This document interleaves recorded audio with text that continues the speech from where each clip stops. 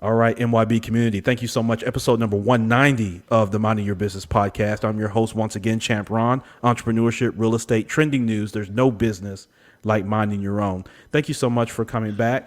School has started, and so some of you are listening to this, and you're trying to juggle listening to this podcast. You're juggling maybe your business or what you do in the workforce, and now you're juggling a kid that's on possibly a virtual platform going to school. Maybe for the first time. So definitely shout out to you in that regard. Shout out to your teachers and the administrators at your school or school system. Maybe this isn't new for you. Maybe you've been doing homeschool. Definitely shout out to you as well. But again, we're going to get it all through this here at some point. But it's interesting. We're going to learn a lot from this entire process. So hang in there. Try not to stress too much. I've got 3 little ones scattered all over the house in YB, and it is a comedy show to say the least. But again, we are extremely fortunate to be in the position that we are to be able to do this, and definitely want to be a resource to those that may be struggling during this time. Speaking of learning a lot, we have a tremendous guest here that is joining us at 6 a.m. in Australia. Can you believe that? Someone thought highly enough of me and the podcast to get up at 6 a.m. to be on. But no, she is tremendous in reading about her and in just speaking with her earlier. Angela Henderson joins us. She is the principal of Angela Henderson Consulting, which she began back in 2017. So Angela, I guess it's after 3 o'clock here, but it's in the 6 a.m. hour there. So good morning. Good morning, good afternoon. Thanks for having me, Ron. Yeah, I really appreciate it. And I know this is an early, definitely start for you. And again, I appreciate you joining here with us. And we want to learn some about you and then learn some from you and just the lane that you're in and how you help, business owners who were yesterday's kids who didn't have to go through virtual school, who are now adults, and now they can get education from you. And so let's start, Angela. Tell us about who you are and kind of how you got to where what you're doing today. Yeah, so I had my little one Finley, and at actually time of recording today, he turned 11 yesterday, and I just remember Woo! we were, Yes. yeah, I know, 11. It's getting, I'm getting old. The gray hair starting to come through. So, um, but 11 years ago, roughly, he was sitting on the ground just playing, and I just remember looking at the ground, going, there has to be a better way, because we were giving all these toys that were electronic, and hear me out, we have electronics in the house, but I was like, there's got to be other ways too to help stimulate his fine motor skills, his gross motor skills, etc. Because if I back up even before that, I was a registered mental health clinician, social worker, and so I used to work with people, diagnosing them with depression, anxiety, schizophrenia, autism, etc. So for me, I'm always looking at other avenues that can help stimulate the brain, make really lovely connections. So when I was on the ground that day, I said, oh my goodness, all these toys are doing the work for him. How is this helping with color recognition, fine motor Mm-hmm. skills, etc.? That's when I thought, hold on, there's going to be a better way. So I started looking at other different toys that were available on the market, particularly wooden toys that were going to be a durable and robust toy, but also just allowed him to have a free mind and do whatever he wanted to do with these particular toys. So that's when I started my first business, Finlee Me, which we turned into an e-com platform focusing on creating childhood memories through play, love, and travel. We had 1,400 different products at one particular stage, with a variety of, like I said, really honing in on the educational side. But also through the Finlee and Me business, it was really great because I started to understand a lot more about my buyers, who were predominantly moms who had young children at home. That's a very broad general term there. And when I surveyed them, they were really struggling with the loneliness of motherhood. Mm. They were struggling with postnatal depression, anxiety, and a variety of other things. So I started writing, obviously utilizing my mental health background and giving them, not necessarily tips, because I was never in the role of a clinician, but just guiding them. I created a Facebook community, way back when they weren't even that, they were just starting out. And Right. through that platform, I then became one of Australia's leading parenting bloggers and influencers. So I was signed with Netflix as one of their top 10 bloggers and influencers here in Australia and New Zealand. And I work with similar brands, say, to the United States, like Whole Foods, Target, Hmm. Walmart, the Hilton, a variety of international and national brands, which was great because it allowed me to diversify in my business. It allowed me to have two different income streams, so I was never Sure. dependent on one, which was great. And then all of a sudden, I just remember driving home one day and I looked down at my diary when I got home. And I'd been on 14 coffee dates where people were wanting to pick my brain. And back in the role, again, initially as a business consultant, I was like, oh, I'm all about giving. And I still am very much about giving back to community. But I had this aha moment where I was like, hold on a minute. If I would have charged these 14 people over the last 2 months for my expertise, I could have a secondary business. And Yeah. that's where Angela Henderson Consulting came about. And now I'm a business consultant, predominantly working with women in business to get all the pieces in place to have consistent 5-figure months and then on to 6 and 7-figure years without burning out in the process. So that's a little bit of the entrepreneurial journey. Why? And that's a lot too. That's a lot that you've been through, and of course, kind of beginning that, at the kind of early stages with your son. And I see a nice parallel between that business that you started that was inspired by him, and wanting to see his motor skills and things like that develop, which I can relate. We spoke offline, and of course, MYB knows about my daughters, at that age, 10, 9, and 7, almost 8.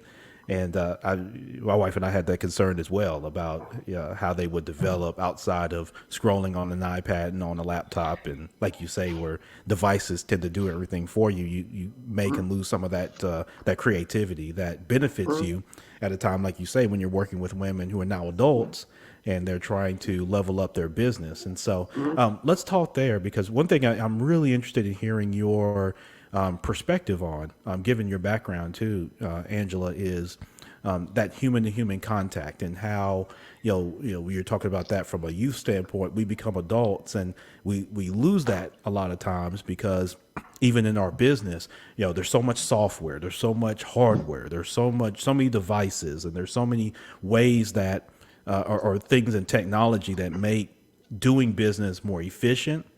But oftentimes we lose that human to human contact, which is so critical to building relationships. Can you talk a little bit about that, and just that whole notion of how we interact as people, and especially given today's circumstances with the pandemic? Yeah, absolutely. So, you hear a lot about B2B marketing and B2C marketing, and I think there's still a place for that. I'm not discounting that in any way, but I believe business owners need to start also incorporating human to human marketing. So H to H marketing, some people will call it people to people marketing. It just depends on, how they want to do it, but universally it means the same thing. And so for me, if we just start with human to human marketing, the definition that I kind of fall back on every day is it's the experience and interaction one faces with a particular brand. The experience and the interaction.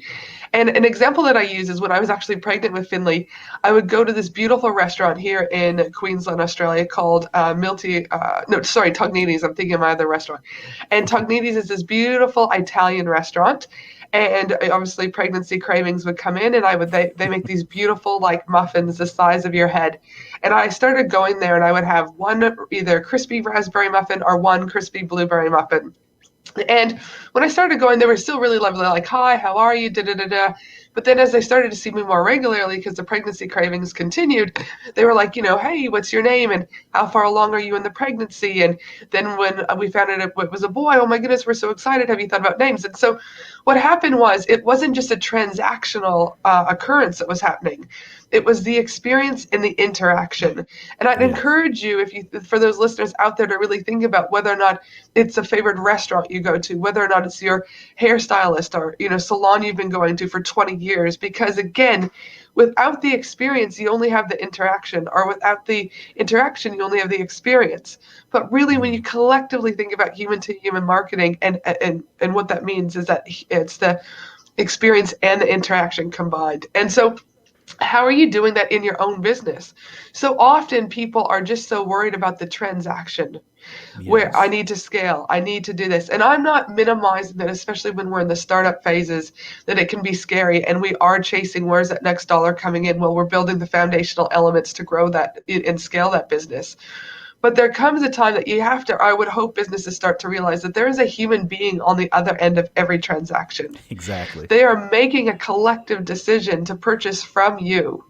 So you have two options: just take the transaction and do nothing, or you have an opportunity to create an experience and that interaction with them, which then leaves you memorable. And in a time when businesses, you're competing with so much noise online and offline, you have to be looking at how do you establish yourself as a thought leader, as a business owner, regardless of your e-commerce service base. How do you establish yourself out of the noise to gain that credibility and authority? And how do you do it in a way that, again, just positions you beautifully above your competitors? And I genuinely, not only do I see it regularly with the clients who really start to embrace the human to human marketing, but it's a direct correlation with your sales. And one of the things that I also think about human to human marketing that's really important is that conversations equal connections. And when Yes. that happens, it equals conversions. So again, conversations equal conversions. So again, where are you having this in your own business? Yeah, absolutely. Angela, let me add on to that with a question, because obviously in today's, kind of pandemic world, that the challenge of the to human interaction, obviously is there apparent. We're in this quarantine, social distance, kind of state. Of course, here in the United States, it's been obviously a huge impact. We've got a lot of urban core areas and cities, particularly on coast. But then we've got this huge middle America that's a little bit more rural, but probably more populated than say like rural Australia, right? Mhm. Where I think you guys are pretty much kind of not say confined, but most of your population is along the coast of Australia, Mhm. and then That's you've got correct. this largely uninhabitable kind of area within Mhm. your continent. And for us, because we've got some of the urban cores and quite frankly, more my opinion, we're not quite maybe as intelligent about, how we go about, tackling things like a virus. We tend to make it very political, Mhm.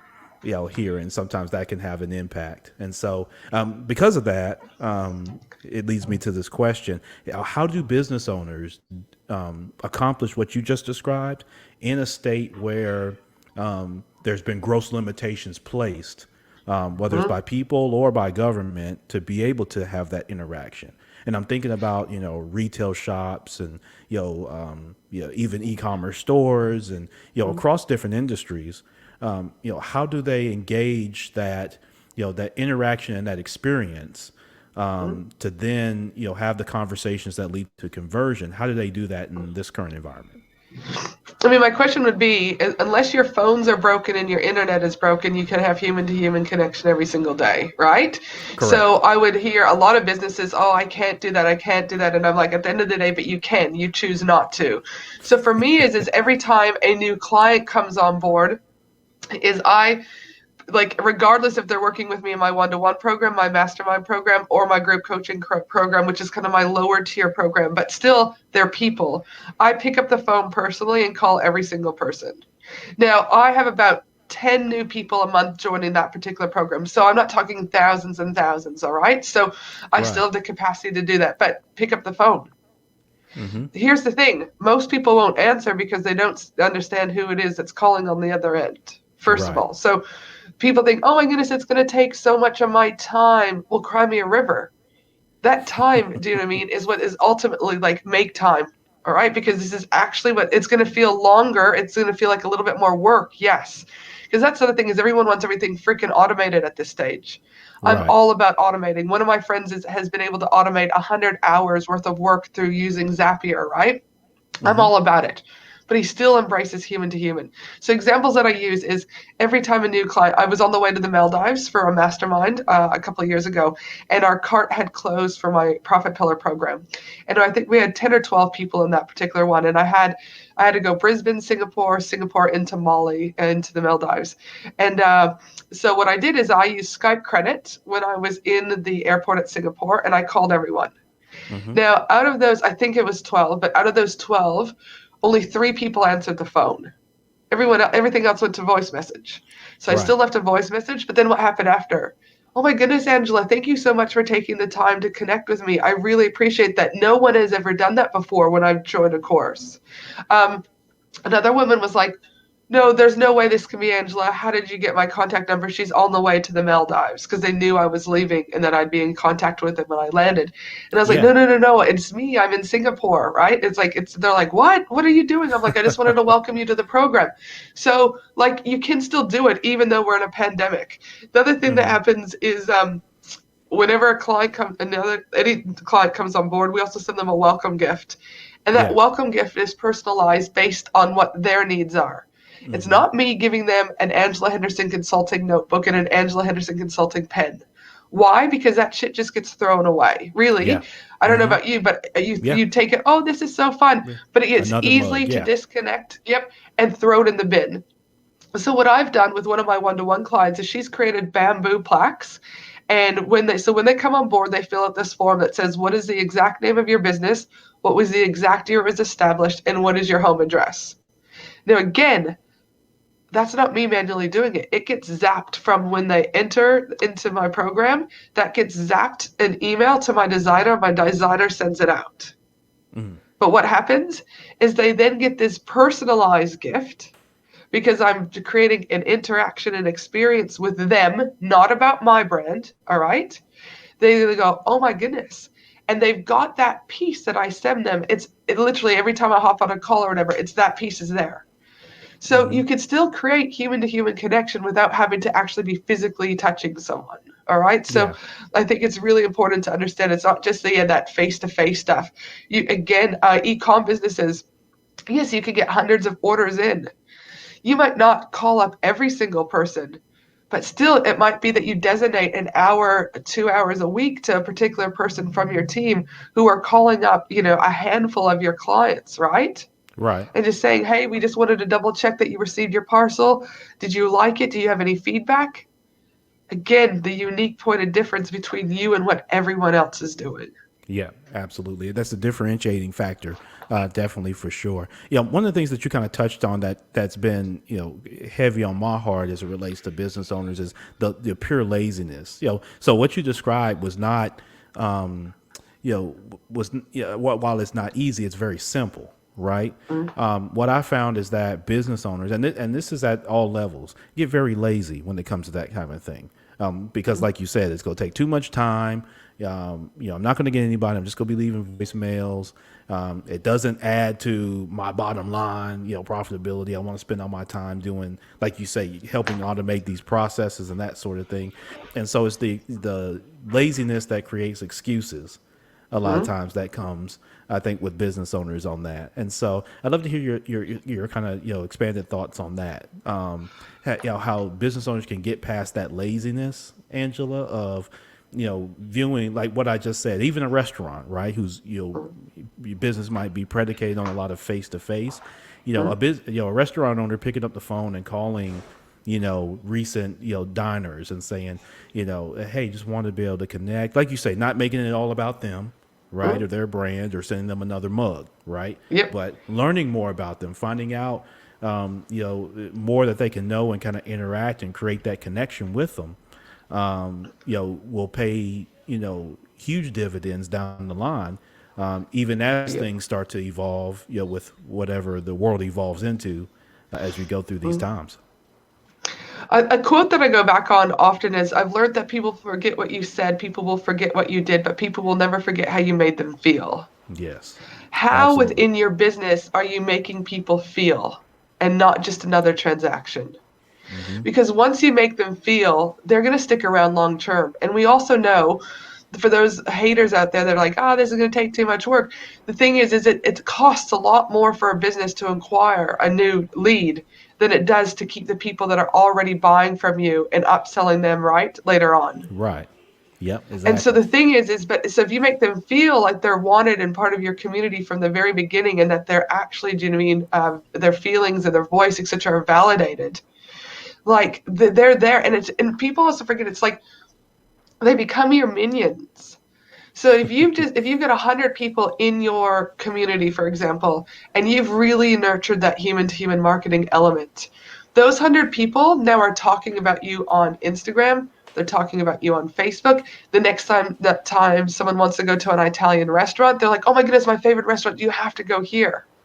Yeah, So when you again take that little bit of extra time, they also are going to be your biggest allies. They're absolutely. becoming your marketing people. And actually, you can reduce your overall advertising budget because you have put into these people. So I'll give you an example. I own a business group on Facebook called the Australian Business Collaborative. There's about 7,000 business owners in there from around the world.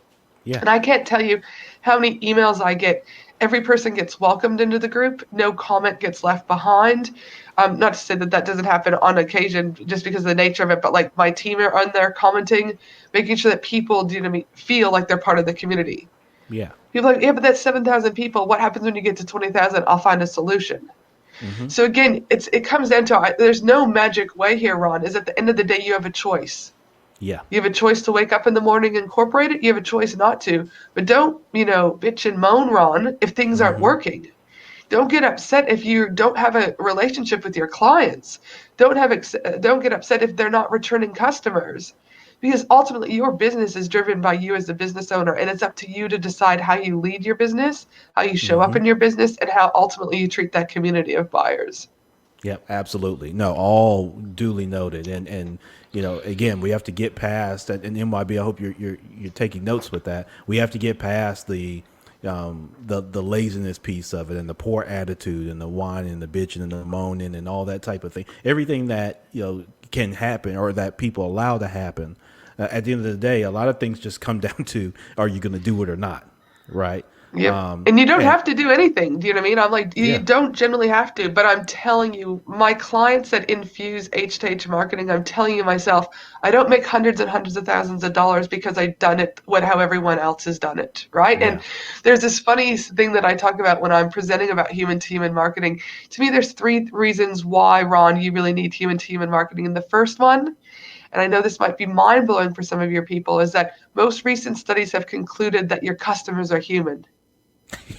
Again, don't right, forget that, right? right, The second reason why, right. human to human marketing is so, why you need it is there's a book called The Purple Cow by Seth Godin, and he talks about he's driving in France. And this is the second reason you must stand out and be the purple cow. And so him and his family are driving in the beautiful fields of France. And they're like, look at this greenery, look at the trees, but look at these cows. There was cows everywhere, and they were black cows, white cows, cows with spots. And he's like, this is just great. But then eventually those cows just became boring. Mm. And they say, but what if there was a purple cow? That would be magnificent. Anyways, for a little while. And what I'm saying is at the moment, the majority of businesses are the black and brown cows. Mm-hmm. What do you, human to human marketing allows you to be the purple cow. It allows you to stand out. It allows you to have a differential point. And I also want to talk about the third reason why you need human to human marketing, and that is around emotional motivators drive consumer behavior. And when you drive consumer behavior, again, you have sales. So it goes back to those conversations equal conversions, right? Right. Because emotions, again, is where people feel. People will never Mm-hmm. forget how you made them feel. And when Exactly. you tap in and treat those people like human beings versus a transaction, it's inevitable that your sales, do you know what I mean, are going to skyrocket. Yeah. And do you see, Angela, I guess, over a period of time, that evolution taking place? I see a bit of an awakening taking place with what you're saying, that people are more open to adopting a more evolved approach to the customer. And I think for a while, like you said, if you take a time period, right, you come out of the 80s, you go into the 90s, the internet comes around, we automate all these things. It becomes less expensive to be able to automate it. And so I think that piece of lack of human to human contact began internally first, and I think that's where it's been adopted in the culture, because the first thing board of directors and these business owners do is that they cut that interaction internally with each other, right? Mm-hmm. Email replaced the meeting, right? Mm-hmm. It replaced any kind of interaction. I mean, people will sit in offices next to each other and email each other all damn day instead of getting up, going, and having a conversation just to walk out their door and into the next person's door. They'll just sit there and fire Mm-hmm. emails off at each other all day. And so I think that culture it was ingrained internally, and then seeped out and filtered out to the customer, to where, like you say, it's just a transaction. And, again, I'm encouraging, this audience to embrace that more evolved approach to the business. Because here's the thing, at the end of the day, you kind of alluded to it a little bit, Angela. What do you want to contact your customer to do? To build a relationship with them, or tell them you're going out of business? 100%, right? Because you're going to do both, right? I mean, when you go out of business, first thing the business owner will say, well, we need to call all of our customers, Yep. right? Yep. We got to do all And these like I things said, that we it's should like, have been doing. yeah, and again, that's the thing is if you put it in place early on, it doesn't ever feel heavy or hard. Yes. It's going to be those business owners right now that have done it one way that are going to balk at the knee, right? Because they're going to go like, oh, this feels hard. But I'm telling you, it's like I still automate their personalized gift. That's automated, but it's still human to human, right? Right. Because I've taken into consideration their needs. I'm taking into consideration their experience and interaction. It didn't have to be me physically emailing them to get that information, right? Right. That's Yeah. not true. So I also think it's important that people don't get so hung up in their stories that they have to always think that it has to be done by a human. Does that make Right. sense? Yeah, it The does. majority Definitely. of it, yes. But in that instance, you can still automate that and still be human. You just have to be smart about it. And again, Yeah. how will they feel when they receive this personalized gift? Another thing you talked about is evolving.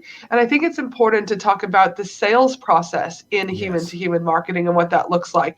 The typical sales process typically kind of goes like you've got a prospect, right? Or the traditional sales process, you got a prospect, you qualify them, you present to them, you overcome objections, you close, maybe you follow up, and maybe you have some customer service. That's typically what we're being taught in this online space. And even before online, back in the day, that's very similar to what we were taught, in the 60s and 70s to do very similar.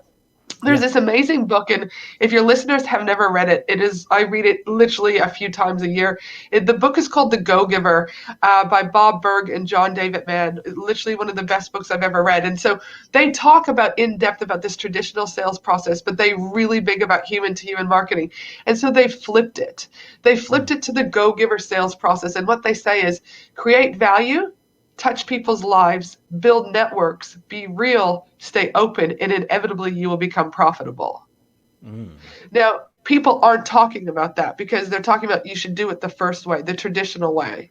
Right. It also seems in mental health world or language, we'll talk about it's counterintuitive.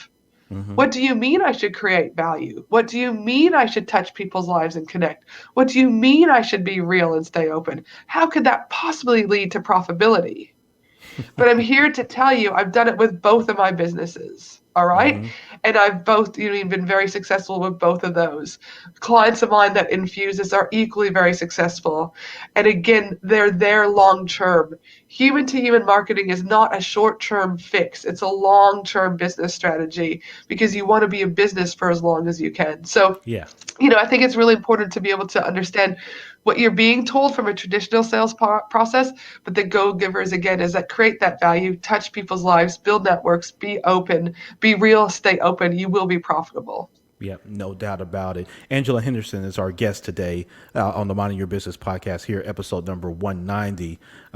She is the principal of Angela Henderson Consulting, which she launched in 2017 and is working with women entrepreneurs all around, helping to develop exactly what we're talking about today, MYB. And so it's incumbent on all of us to listen closely and learn from this, because this is very critical. What we're talking about today is very critical. I think one of the more critical pieces in all of our mindsets as we operate businesses, to whatever level that you're operating. If you're listening to this and you're leading a Fortune 500 company here in the United States or anywhere around the world, if you just launched your company last week and you're just getting started, this is a great way to challenge our critical thinking and challenge our mindset around how we approach the business.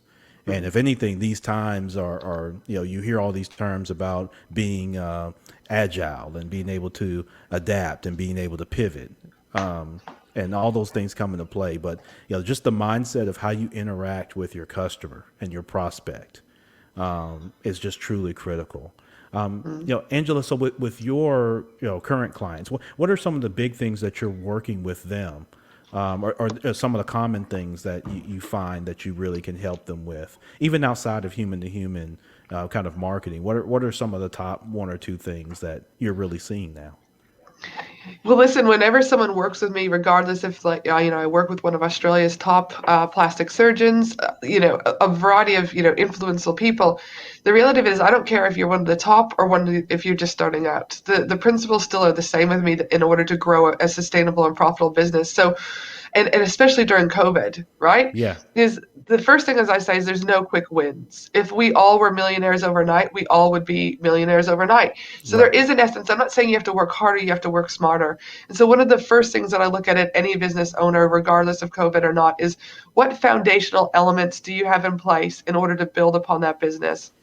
The analogy I use is the story The Three Little Pigs that majority of us have heard or read to our children at some stage in our life.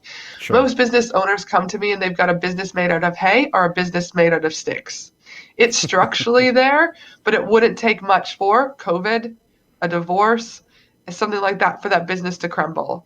So Yeah. for me is I have to look at that business from a bird's view eye and go, hold on, what pieces of the foundation aren't there? So ultimately, I typically just rip everything down and I start to build bricks. And those bricks become Mm. layers and those bricks become the foundations.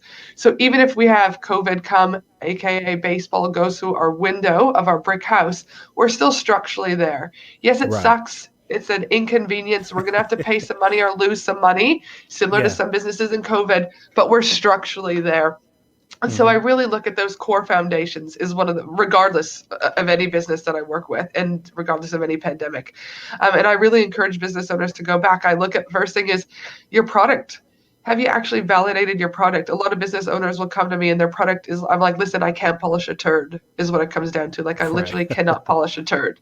So Yeah. there's no point me trying to move to a scale phase where we're double down on marketing and advertising and things like that. Because if your product sucks, there's nothing I can really do to, do you know what I mean, make it polished. All right.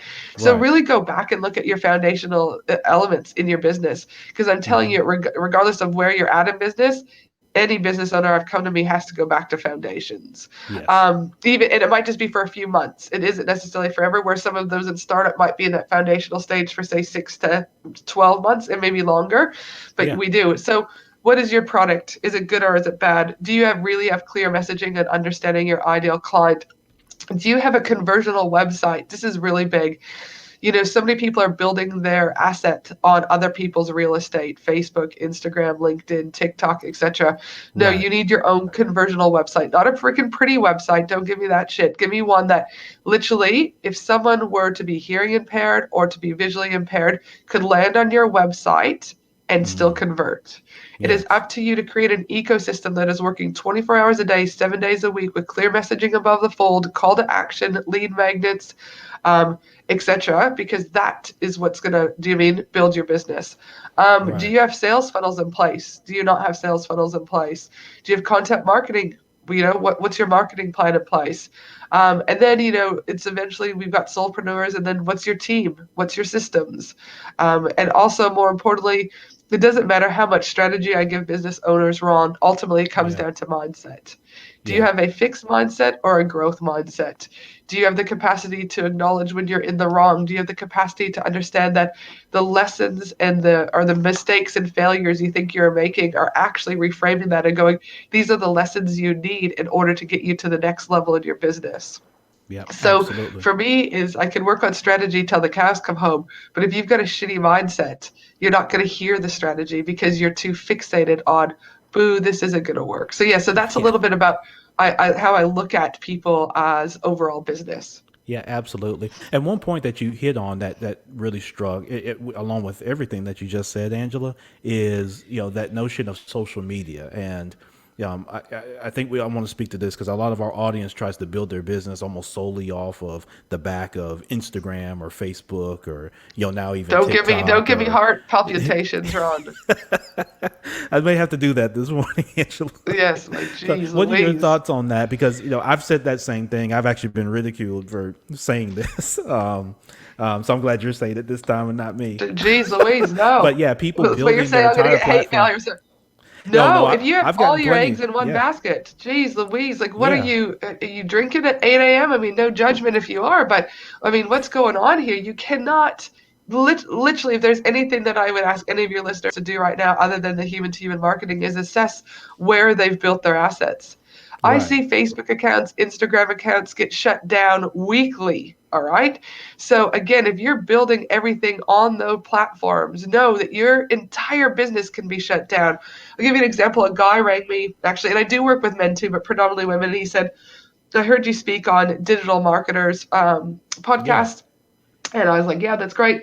So what can I help you with? And he's like, oh, listen, I think I need challenge marketing. And I was like, well, mm, listen, a 5-day, 3-day challenge is really great. But I was like, do you have the foundational elements in place for growth, etc.? And I said, and where's predominantly the majority of your, referrals and sales coming from? Oh, Facebook. We make about yeah, $300,000 a month from Facebook ads. And I said, okay. I said, so do you have your SEO in place? So search engine optimization so that people can find you organically versus short tail and long tail keywords? Oh, no, no. Do you have Instagram? No, no, no.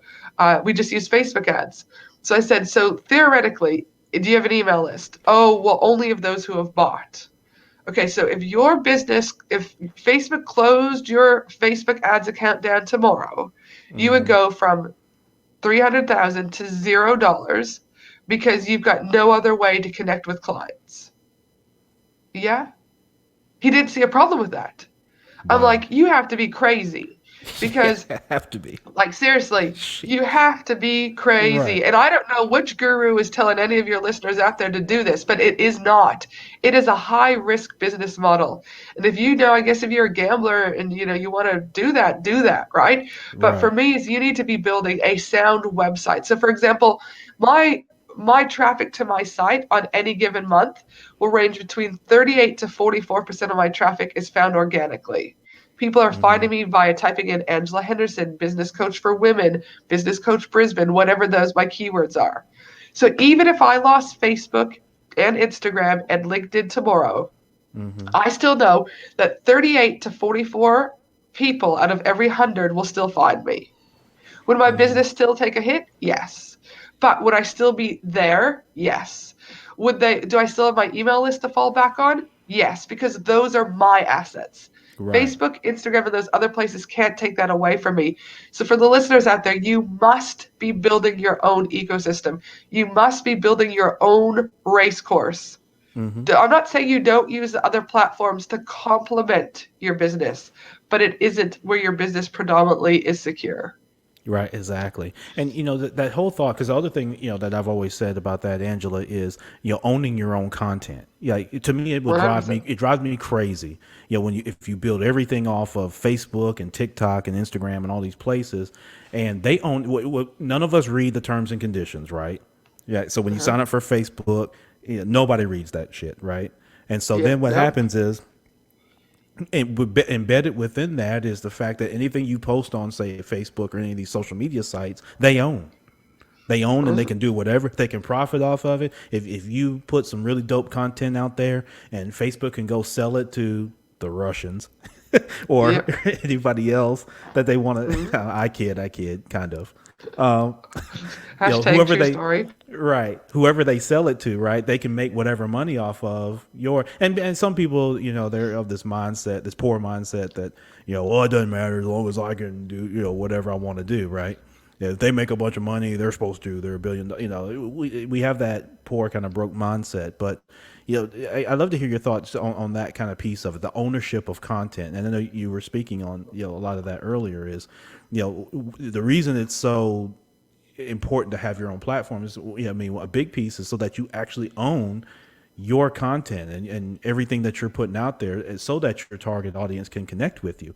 But Mm. like you say, if to me, that to want to start a business, sometimes motivated by ownership, right? I want to be able to own my process. I don't want to have a boss. I don't want blah, blah, blah. Then to turn Uh, around and have a boss by creating and putting everything on social media just seems stupid to me.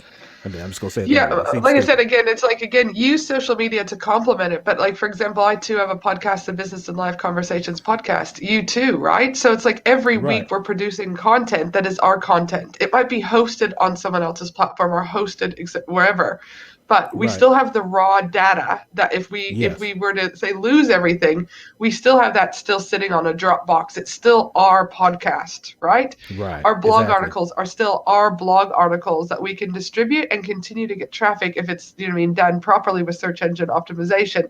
So I'm not saying that you don't complement and not utilize those platforms and not go and do a live. But again, make sure that you've got your content in other parts of your business that's secure in yours. Yeah. It's imperative because that other content, then you can able to distribute that into your newsletters. You're able to repurpose that content so you don't have to, if you're having a baby or you're going on a 2 month holiday, you don't have to be worried about creating new content. But again, if you lose that content because someone else takes it away from you or they repurpose it somewhere else, I do think it's a very poor attitude to have. Is your business is your asset. You want to be building that asset because if you ever want to go back and sell your business, is these things become part of the selling price. I know with my first business, we had over 50,000 people on our email list at one stage. And I had been approached by a buyer to buy the business. And one of the things that was part of that, or that would have been part of that sale, was my email list. At that particular stage for that e-com business, it was going to be $4 per email. 50,000, you do the math, right? That's quite a nice chunk of change. But I built that asset for myself. That was Yes. a sellable part of the business. Now, if I said I still was equally building, like we have about 70,000 fans on our Facebook page. That's great, but that can go at any time. I don't own that asset. So though it would become part of the sell, it's still not a tangible, at the end of the day, that's theirs. Does that make sense? So Yes. by making sure that I was growing my email list outside of the platform, I wasn't dependent on my Facebook page for being the prime selling point. I was able Right. to leverage the email list. So that's just an example. Yep, absolutely. And that dependency, I guess that's kind of the word that kind of summed that up, Angela, is people Mhm. become so dependent on social media that, like you say, it could go away, it could evolve, and people think that it wouldn't because it's so ingrained into so many things, but that's actually what makes it prime for it to change, right? And could go Mhm. away. Is because it's integrated into so many different things. It's easy for someone to flip a switch. I mean, you see how crazy people act if Facebook goes down for like, I don't know, 3 minutes and like people can't update or they're like, why is my post not going through? Or did you see my picture? I mean, people start going crazy, right? I And mean, that's the it's, thing, is just like, I think, it would be a big shock if Facebook went down. But even in those little times when there was like hiccups of Facebook or Instagram, I'm still not freaking out because I'm quietly right. confident that I've got my eggs distributed in different baskets and we'd be okay. Yeah. I'm not dependent on other people for the success of my business. And the sooner your listeners can understand that your business, your rules, your ownership, the more the longevity of your business will be in play. Yep. Absolutely. Yep. All facts there. Yeah. So let me ask you a fun question, Angela. Mhm. Yep. Um, if I were to show, of course, you're a long ways away from me, but Mhm. if I were to show up with $100 million in cash for you, right? No strings Mhm. attached, no nothing. I'm just feeling benevolent. I've got a spare 100 million sitting around, and I say, "Hey, Mhm. Angela, I want you to have this 100 million. Let me see what you do with it." Mhm. What would you do with that money and why? Yeah, I mean, one of the first things that I would do is to really ensure that I'm continuing to support women in business to get the tools, community, and resources they need to grow sustainable and profitable businesses. I'm a state mentor here in Queensland for one of the top female mentors in business, and we know the data. All right, men may not want to hear the data, but the reality of it is women are more likely to fail than men. All right, in business, for example. And when we asked women why that was, it was because they lacked the tools, resources, and community they needed. So I'd really want to start by taking that cohort of money and start looking at part of that, anyways, in regards to what can we do to ensure that they are getting that, not just in first world countries, but around the world. Because I also am a firm believer that if you get money into the hands of women, women change the world. Because women also, statistically speaking, are also, and data, this isn't just Angela going on a rant, they're also Hmm. more likely to give back to community. They're more likely to donate funds back to community, and therefore we spread Yeah. that distribution of wealth across, right? So for Right. me, as I would start by looking at, yeah, how do we get more money and support into women's hands to grow, yeah, to make the world a better place, is where I would start with that. Yep, absolutely. And Angela, we've talked about family earlier. Talk about the importance of family for you. Obviously, it was very critically important with you starting your first business. I imagine it's very critically important, of course, now. in what you do, but just talk about that importance of family and their support of you in business. Because, here's the other thing. A lot of our listeners struggle because they have unsupportive, family members. They may have an unsupportive spouse or significant other. Maybe their children, particularly once they become of age, maybe aren't quite as supportive, or maybe there's other family members that are really close within their circle that are unsupportive for whatever reason. One of the main ones is that, people, like we talked about with social media, people go with what they know. And so if you tell somebody, hey, I got the job, you get a lot of, support for that, right? Hey, congratulations, you got the job. Where you going to be working? What are you going to be doing? No one's going to really ask you, I don't think, openly how much you're going to be making, but someone may. But so you get into all that and everybody's excited. Then when you start the business, 50% of all businesses fail, and what are you going to do about this? So all the pessimism comes out, right? And so, just talk about that importance, for you, with family and and that sort of thing from your perspective. Listen, I guess I have a couple perspectives. One is if my husband wasn't supportive, I'm out. I mean, really, I don't know how else to say that. Do you know what I mean? It might not be the answer you want, but at the end of the day, my husband was very upfront. He goes with the first business. So he goes like, if you want to start the business, I'm 100% supportive of you starting it. He's like, but I want to have nothing to do with it. So to me, that was really important because the boundary was laid, right? Right. Is that like he would take the product to the post office and he would bring stuff in, but he would not get on social media. He wouldn't do he didn't know the ins and outs of it, but he was fine with that. But the boundary was there at the beginning, right? Yeah. I guess the other thing is I also I travel around the world, well, when we used to be able to travel around the world, 4, 5, 6 times a year, internationally. Again, if he doesn't like it, again, that's cool, leave. Do you know what I mean? But this is me. So I guess it's important to understand that I guess I'm a pretty black and white person in regards to these are the lines, Right. because nothing is going to stop me from growing my business, because here's the kicker. Sorry if I'm going to have to break hearts to people. You are responsible for your own life. Yes. You don't like something that is in it, change it, but stop bitching about it. Okay? True. Yeah. So very important. my thing is I don't have a magical thing. Yes, my family are extremely supportive of me and I will forever be grateful for it. But if they weren't, I would find people who are supportive. So again, you've got choices. So the other thing I think it's important to know in business is as you grow in business, you will start to shed family and friends. This is the reality, all right? Yes. Not necessarily as a bad way, but as a growth. Because as you start to grow and your mindset starts to get stronger and you start to see what your bigger impact is on the world, whatever you choose that to be, other people will start to try and bring you down because they're jealous of what you have, of whether or not it's money, status, whatever that is. Don't let those people, do you know what I mean, dampen your spirit. The world needs you for whatever that is you're doing in this world, all right? But typically, I shed family and friends every financial step I grow, even though I'm not talking about it. They probably see it in my, do you know what I mean, confidence. They do see it on my socials. They see me touring around the world or whatever, right? But I can't own how they feel. I can only how I continue to show up and be me. So if they're jealous, that's on them. But again, you have two choices. Allow them to bring you down, or you may just have to spend less time with them. So again, those might not be answers that you typically hear, but here's the reality. If my family wasn't supportive, I'd either do it on my own or find a family that would be supportive. If my friends are being douchebags and dickheads, I'm going to find new friends and family, right? And so I also think that in business, there's almost a level of grief that people don't talk about.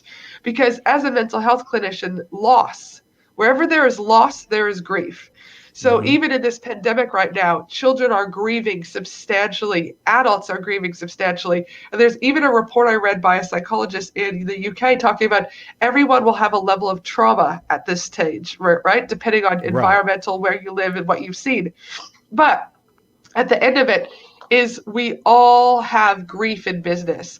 So a loss in business might not be a financial loss.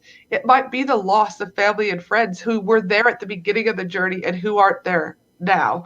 So just know that it's a very normal feeling. And a lot of times people that I work with can't quite put a name to it. But what it comes down to is grief. Wherever there is business, there is grief. And it's important to know that grief will hit you at all different financial rings. Yeah. Yep, no doubt about it. Very great way to sum that up. And at the end of the day, I love the bluntness of that. We often say it is what it is, but I mean that becomes true. I mean, I love the tone of this conversation, Angela, because at the end of the day, I think we all need that at different points, and many that are listening to this, whatever it is that we're fearful of when we're holding on to, at some point it comes down to that, right? It comes down to where the rubber meets the road, and either it is or it isn't, right? When we try to find all these political correct ways to try to soften blows and massage things and all that, and I think that holds a lot of people back. Quite frankly, and like we talked about just now with family, they spend more time trying to massage egos and how people feel, like you said, versus even running the business. Whether again, pick whatever title family member that you're talking about. I think a lot of people listen to this, if they were really willing to admit, that would be something that's probably held them back, is holding on to that dead weight. It's walking through the 100%. airport with a suitcase full of bricks, right? And some people do it. 100%. Yeah. And also for me, it's also about what am I role modeling to my children? Yes. Because our children hear and see everything. All right. So for me is if I'm role modeling that a woman is supposed to be in the kitchen cooking the entire time, well then that's what they know. Right? But if I'm role modeling that I can be a woman in a kitchen, but I can also equally be a good mom, and I can equally be a successful woman in business, and that their dad can equally make school lunches, right? And equally drive them to school, then when they get to adulthood, they understand that partners can step up and do this too, both male and female, all right? Yeah. So for me, is I also feel that what I'm doing isn't just about me, it's about role modeling and for my children to understand that you can be both.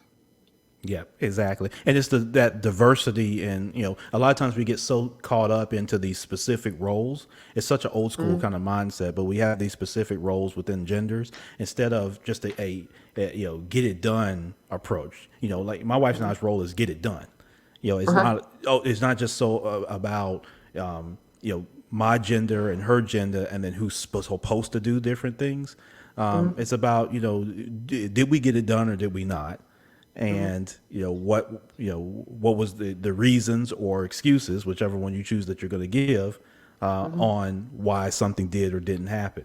And so I think if we take again more of that approach, even diving into our personal lives, it'll help our business instead of trying to assign these roles that we hold to, and then expectations get created around those roles, and then when they're not met, then we've got all these issues. In the meantime, your business is suffering because you're not giving it attention because you're spending so much damn time, trying to pin people into roles. And so, I think that's a great, I was even going to ask you about, some of your one or two top best practices, Angela, but you've given so many of them already. You've given us like 10 of them already. But I guess I'll still ask you anyway as we wrap up. And our guest today, Angela Henderson. As we wrap up, well, I guess before that, you mentioned about the podcast. So tell us some about your podcasting life, because we love to support podcasts here too. So before I wrap up, let me hear some about your podcast. Yeah, so it's called the Business and Life Conversations podcast with Angela Henderson. And it's really, again, about not everyone can afford to work with a business consultant. Not everyone can afford X, Y, and Z. So especially when you're at the beginning of business. So for me, as was starting the podcast, was about making sure I was producing a quality podcast where I was leaving the listener better off after every episode than when they came on. And that they were able to take one thing away and potentially put that into their business or start to maneuver things in their business, etc. But I also talk about, mindset over there. I also talk about, death. What a lot of people don't know is I lost my grandmother on Christmas, my brother on Mother's Day, and a father type figure on New Year's Day within a matter of 2 years or 18 months. Sorry. So my thing is I also talk about what did I learn through that? How did I need even from what to do when you needed to take off for your business to go and do that, and things like that. So I do try and bring that life element. I talk about mental health, especially in the entrepreneur field, that you start with stress, which leads to burnout, which leads to full-blown mental health diagnosis. And so I'm very passionate about talking about mental health also. So it's really about, again, that business and life conversations, about having conversations and leaving people better off than when they found me. So yes, a lot of business, but equally weaved in some of that life stuff too that entrepreneurs face on a daily basis. Yep, excellent. And of course, we can find it wherever podcasts are found, of course. Hmm. Business and Life Yeah. podcast with Angela Henderson. So make sure you subscribe, 5 star, 5 star, like you do for us, MYB. Do the same for Angela, and leave a positive written comment. Don't just hit the 5 stars and go away. Leave a positive written Yeah. comment. And Start practicing your human to human. there you go. Yep. Excellent. Excellent. Yeah, Angela, I can't thank you enough. This has been a tremendous dialogue. I love your candor. I love the bluntness, quite frankly, because I think we all need that as we go through our all individual walks and individual processes. But thank you so much for sharing with this community. I look forward to seeing more of what you do and the impact that you have. And of course, everybody can connect with you at angelahenderson.com.au. Correct? Yeah, that's correct. I always say it's the best place to go is the website because, again, it's the ecosystem. I'm not driving you to someone else's real estate, their people. I'm driving you to my real estate. And then from there, depending on how you consume information, do you want to listen to the podcast? Do you want to read the blog article? Do you want to book in a discovery call? Everything, yeah, can be found at angelahenderson.com.au. Yep. Excellent. So that's in the show notes, MYB. So make sure you click right there. You can connect with Angela, learn more about everything that she's doing, and be a support platform as well for her. So, Angela, thank you so much for getting up so early and No being worries. such a Thank you so tremendous much for guest. having me. Yeah, excellent. And so, look forward to remaining connected with you, and best wishes to you personally and professionally. Yeah, no worries. Have a great day. All right, you too. Take care. Bye. Excellent. So that was Angela Henderson joining the Minding Your Business podcast. Just a tremendous spirit, MYB, when you look at just her background. Again, I spoke to her candor and her bluntness, but again, I'm serious when I say that we need that. Quite frankly, I'll say this: I need that a lot of times. We get caught up into so many different things going on and whatnot, and sometimes we just need to hear it plain and simple, right? And sometimes we all need that kick in the ass to get things going. And so we thank Angela for that, and make sure you connect with her. Really do that. angelahenderson.com.au. Make sure you do that. Don't forget about us as well, the mybpodcast.com. Connect with the entire MYB community. Look for the Minding Your Business community on Facebook. As well, we got a growing group there of business owners, entrepreneurs, and workforce professionals. Listen, I'm going to get out of here. It's been a tremendous episode number 190 of the Minding Your Business podcast.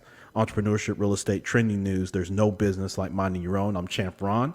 Look forward to catch you on episode number 191. Until then, make sure you the 3 areas that we always like to talk about, MYB. Be great for yourself, be great for your family, be great for your community. Take care.